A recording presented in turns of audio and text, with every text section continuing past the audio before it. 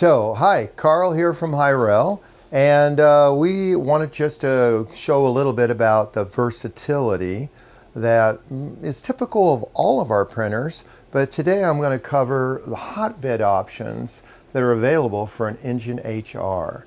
Here we have a engine HR high resolution. It's got ball screws in all three axes, so 1 micron resolution for motion. And one of the things that we do is we make it so you can configure your printer for different needs. Some people are trying to print with a paste, in which case they like to print on a glass. Some people would like to print a high temperature plastic, and in that case we would be printing with PEI sheet. And we have made a magnetic build plate for this that can take the PEI build sheet. And so that allows you to be able to print and easily remove your parts, cool it off, flex it, and they pop right out.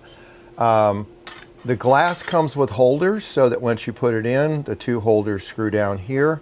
And now the glass will not move on you, but not impossible or difficult to remove.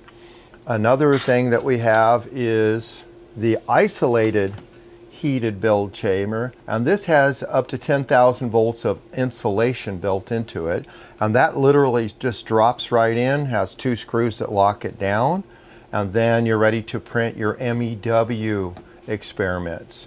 So versatility, direct ink write, typical FDM, all the way up to Ultems and Peaks if you buy the correct head for it for high temperature. Small, very short Ultem and Peaks, not tall ones, because it's not enclosed. And then we also have high voltage insulated for doing fiber stretching, MEW, photo or electrostatic printing. Okay, I hope this helps you see what your options are, and you'll have a nice day.